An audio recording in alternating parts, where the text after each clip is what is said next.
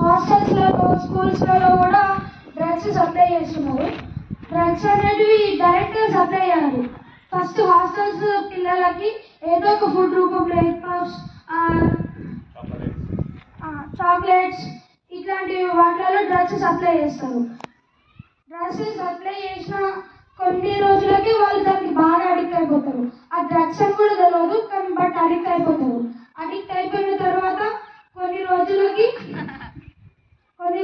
దాన్ని డైరెక్ట్గా ప్యాకెట్స్లలో వాళ్ళకి ఇచ్చేస్తారు. వాళ్ళకి ఇచ్చేసిన తర్వాత ఇంకొన్ని రోజుల తర్వాత ఆ డ్రగ్స్ రేట్స్ని పెంచేస్తారు.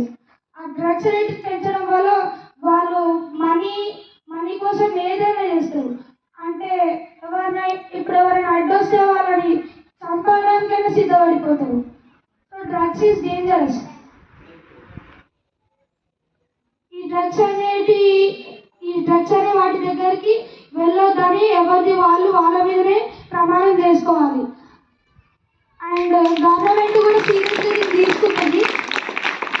ఎవరైనా ఇట్లాంటి చెడ్డ పనులు చేస్తున్నట్టు మనకు తెలిస్తే ఖచ్చితంగా పోలీస్ స్టేషన్కి ఇన్ఫార్మ్ చేయాలి.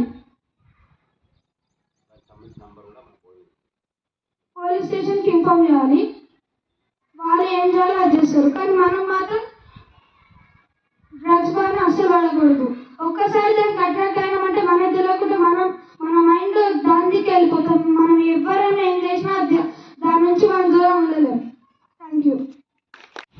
ఉపన్యాసం కూడా మనకి బెస్ట్గా ఎవరు మంచి చెప్పారు? మీరే చెప్పాలి. గట్టిగా స్పీచ్లో భానుకిరణ్ ఉపన్యాసం స్పీచు